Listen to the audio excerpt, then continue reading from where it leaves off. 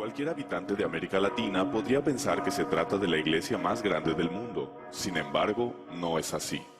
Hablando en términos de población mundial, el cristianismo es la fe más grande, con un 32% de la población mundial. Sin embargo, el cristianismo está dividido en muchas iglesias, de las cuales la católica es solo una de ellas, aunque ciertamente la más grande, conteniendo al 55% de la población cristiana mundial. En cambio, la fe musulmana contiene al 20% de toda la población del planeta.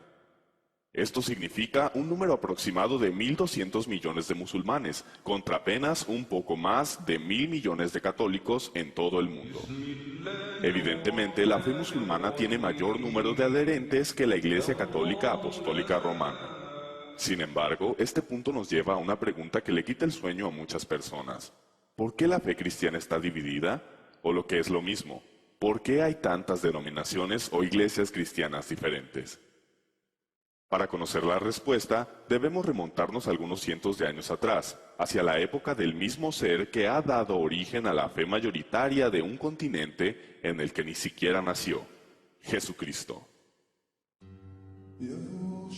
Jesucristo nació judío, pueblo que posee una fe propia conocida como judaísmo, por lo cual Jesucristo fue educado creyente de esa fe.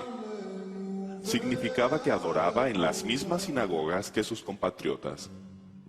Los problemas comenzaron apenas cundió la popularidad de Jesús como el Mesías esperado, el Hijo de Dios, pues los dirigentes de la iglesia judía nunca le creyeron, y más creció su odio hacia él debido a las críticas que él hacía de sus prácticas erróneas, y debido a que como Hijo de Dios proclamaba tener la autoridad para llamar sus propios ministros, a cuyos principales 12 llamó apóstoles. Por lo tanto, los sacerdotes y autoridades políticas judías decidieron hacer con él lo mismo que habían hecho con casi todos los profetas anteriores, es decir, matarlo. Una vez que Jesús ya no estaba entre ellos, los apóstoles tomaron las riendas de las congregaciones, y podemos apreciar claramente que ellos ya celebraban sus propias reuniones de adoración separadamente a las de la religión judía. La razón era muy sencilla. Los seguidores de Cristo lo aceptaban como el Hijo de Dios y el Salvador, cosa que los judíos no han aceptado hasta el día de hoy. Después de la muerte de Cristo, los judíos continuaron persiguiendo a los cristianos. También los romanos se sumaron a la persecución. Una vez que los apóstoles y muchos de los creyentes en Cristo fueron muertos, la iglesia cristiana antigua tuvo que ingeniárselas para continuar funcionando. Pero esto conllevó muchos problemas, pues comenzaron serias discusiones referentes a diversos puntos de doctrina, ya que no había voces que los miembros de la congregación reconocieran como autorizadas para dar una respuesta satisfactoria. Para tener un ejemplo de cómo la doctrina cristiana original fue sufriendo modificaciones con el paso del tiempo, basta con repasar la lista oficial de papas y los hechos más trascendentales que hicieron durante sus administraciones, tales como ordenar a las mujeres para entrar a la iglesia con la cabeza cubierta en el año 67 al 76, la institución del agua bendita entre el año 105 al 115, etc. Así pues, durante el primer siglo después de Cristo y la mayor parte del segundo, las congregaciones de cada ciudad donde las hubiera continuaron con un líder a la cabeza denominado obispo, que resulta un sinónimo de pastor, título tomado de la tradición judía. Sin embargo, por aquella época, cada iglesia cristiana o congregación era independiente la una de la otra y no estaban confederadas o unidas en ningún tipo de asociación, excepto por su fe.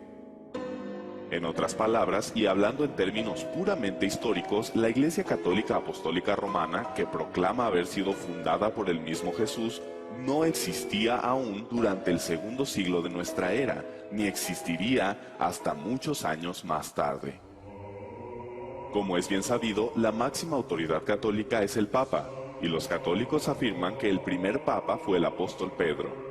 Empero, en ninguna parte de la Biblia se menciona que Pedro haya sido nombrado Papa por Jesús, y esto es porque la palabra Papa no fue aplicada al máximo dirigente católico sino hasta el siglo XI, cuando Urbino II, obispo de Roma, propuso que se usara ese término para denominarlos, pues hasta ese año, 1093, se les llamaba pontífice romano u obispo de Roma, o sea, que en realidad el primer papa no fue Pedro, sino más bien Urbano II. La razón es obvia.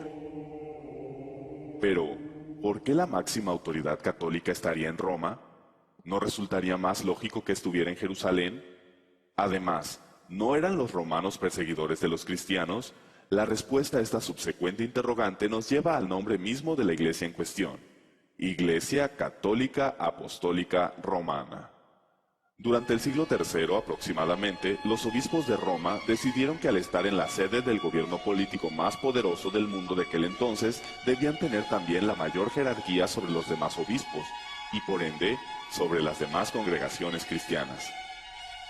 Durante los años sucesivos, los demás obispos de Roma reclamaron la misma supremacía sobre las demás iglesias.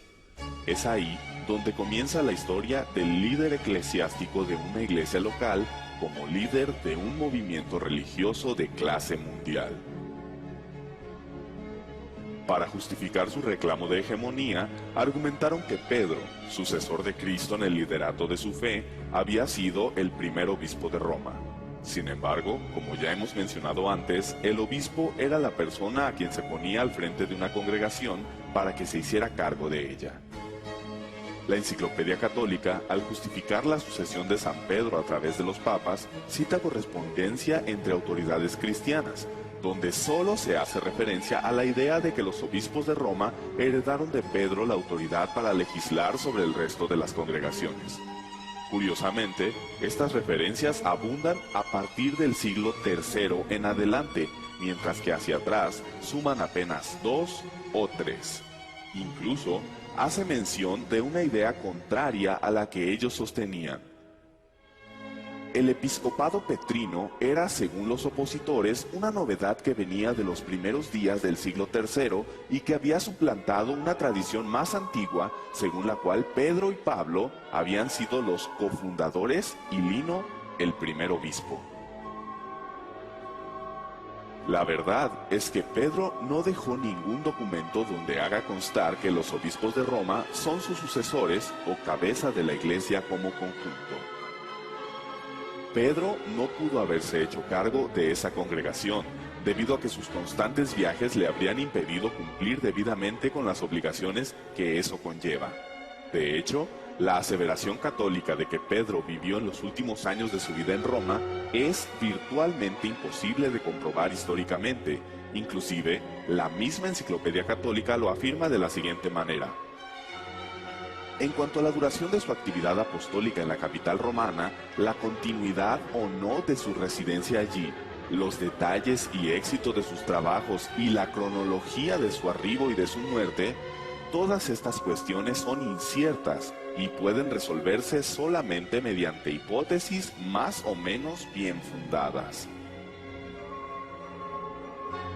Pero, sobre todo, hay que recordar que Pedro tenía una jerarquía mayor que la de un simple pastor u obispo.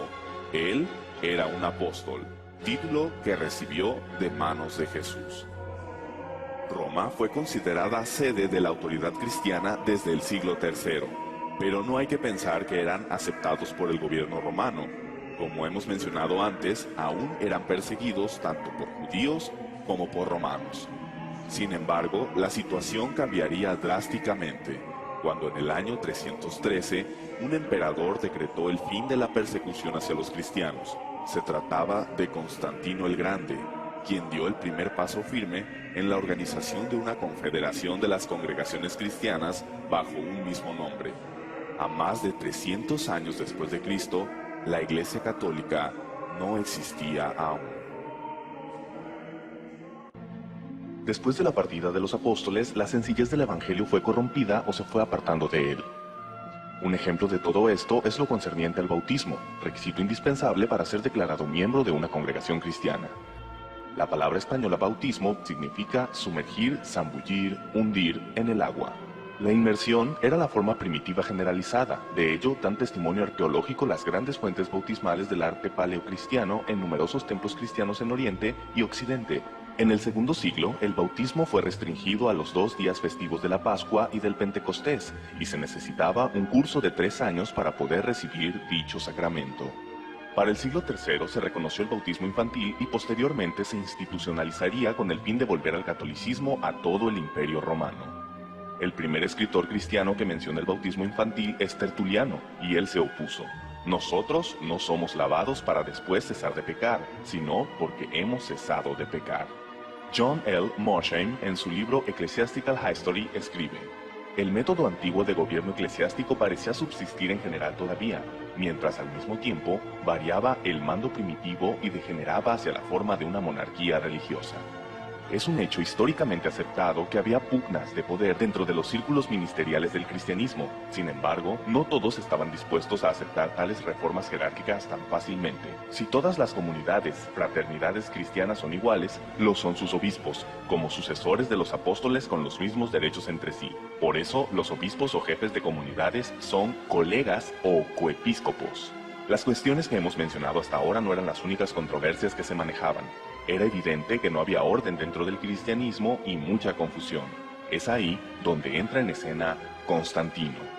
Nació en Naissus el 27 de febrero de 272 y a pesar de que los romanos habían perseguido ferozmente a los cristianos durante muchos años, Constantino se convirtió en su defensor, supuestamente tras haber tenido una visión en la que vio una cruz en el cielo y un sueño posterior en el que se le ordenó añadir un nuevo símbolo a su estandarte en 312 después de Cristo. Cabe hacer hincapié en que se hizo simpatizante del cristianismo, mas no se bautizó.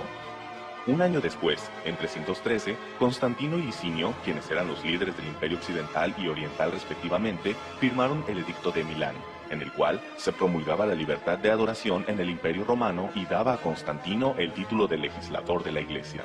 Que a los cristianos y a todos los demás se conceda libre facultad de seguir la religión que a bien tengan, sea lícito a cada uno dedicar su alma a aquella religión que estimare convenirle. De esta manera, inusitada y súbita, los cristianos tuvieron una posición diametralmente distinta dentro de la sociedad. Pero fue tan diametralmente distinta su nueva posición que, evidentemente alejados del evangelio de amor al prójimo que predicó Jesús, se convirtieron en verdugos al perseguir, torturar y asesinar a los paganos a partir de los años 314 y 315. Finalmente, en 324, Constantino declaró al cristianismo la iglesia oficial para que ésta sirviera de medio para unificar su imperio. Una vez en este punto, los cismas, contenciones, confusiones y demás problemas doctrinales se potencializaron. Temiendo que estos conflictos volvieran a dividir al imperio, Constantino convocó al llamado Concilio de Nicea, donde se pretendía llegar a un acuerdo sobre temas hasta hoy tan controversiales como la naturaleza de Dios y su relación con el Hijo y el Espíritu Santo. Había diversas facciones que proclamaban opiniones al respecto, y el emperador Constantino, aunque no entendía los detalles de las discusiones de teología griega, notó que el grupo de Atanasio no cedería, y sería complicado mantener el orden del imperio. Por esta razón, y aconsejado por Ocio, decidió en favor de Atanasio, proclamando que Jesús era consustancial con el Padre. Con esta fórmula como base, se compuso el credo niceno en el que se resumía la doctrina cristiana, porque así como la verdad cristiana nos compele a reconocer a cada una de estas personas de ser en sí misma Dios y Señor, así también la Iglesia Católica nos prohíbe decir que hay tres dioses o tres señores. Todos los que no estuvieron de acuerdo fueron excomulgados. De esta manera, queda de manifiesto que la decisión sobre quién era Dios fue tomada por un hombre que no solamente no era sacerdote, sino que ni siquiera pertenecía a la comunidad cristiana porque no había querido ser bautizado. Como Pontífex Máximo, poseía el monopolio de la legislación en asuntos de iglesia.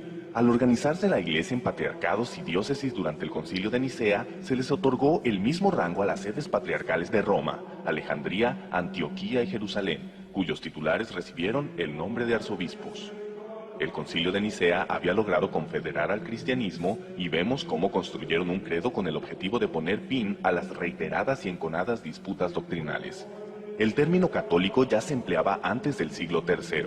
De hecho, el primer registro que existe de este se encuentra en la carta del obispo San Ignacio de Antioquía a los esmirionitas en el año 110 después de Cristo. Donde esté el obispo, esté la muchedumbre, así como donde está Jesucristo, está la Iglesia Católica. Los estudiosos discuten si católico en este contexto significa universal o verdadera, auténtica.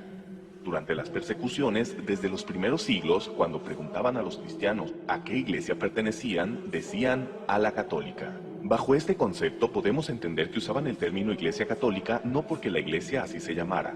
Usaban el término católico para referirse a que pertenecían a la iglesia verdadera, es decir, la iglesia de Cristo, dando a entender que las demás iglesias eran falsas. Fue hasta el siglo IV cuando la iglesia que Constantino organizó fue nombrada católica. Actualmente se prefiere el significado universal para el término católico. En este punto realmente nace lo que ahora conocemos como Iglesia Católica y podemos entender entonces por qué la nacionalidad romana va junto a su nombre. Cuando Constantino cambia la capital del imperio a Bizancio, el obispo de esa ciudad quiso tener la misma preponderancia que su colega romano. Esto es una prueba de que la hegemonía del obispo romano sobre el resto de la iglesia se debe a su ubicación en la capital romana y que la supuesta sucesión de San Pedro es solo un pretexto. En el Cuarto Concilio Ecuménico celebrado en Calcedonia en el año 451, se reconoció a Constantinopla el mismo primado que a Roma. En este concilio ecuménico, el obispo de Constantinopla pasó a recibir el título de Patriarca Ecuménico. El obispo de Roma, León I, se opone a estas medidas y además decide resaltar su primacía adoptando el título de Pontifex Máximo que el entonces emperador romano, Flavio Graciano, había dejado de usar. Este deseo de primacía absoluta por parte de Roma conducirá, entre otros motivos, a que en 1054 se produzca el cisma de Oriente y Occidente, es decir, la división del cristianismo entre la Iglesia Católica Apostólica Romana y la Iglesia Católica Ortodoxa, que cuenta con 300 millones de miembros en todo el mundo. Pero Constantino no se enteraría de estos pleitos, pues moriría el 22 de mayo del año 337. Antes de morir, decidió que era el momento de bautizarse, y lo hizo en su lecho de muerte. Curiosamente, su bautismo fue oficiado por uno de los obispos que estuvo en contra del credo de Nicea, Eusebio de Nicomedia.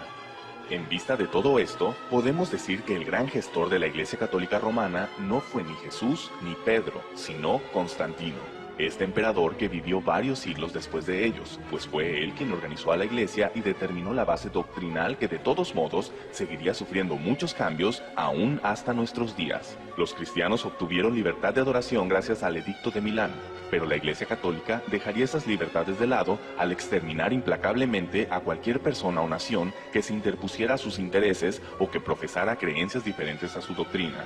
Y finalmente llega el momento de responder a la primera pregunta que planteamos. ¿Por qué el cristianismo está dividido? Podemos concluir que hay muchas iglesias cristianas debido a personas que se percataron de que la doctrina predicada por la Iglesia Católica se distanciaba abismalmente del evangelio de aquel personaje que afirman fue su fundador.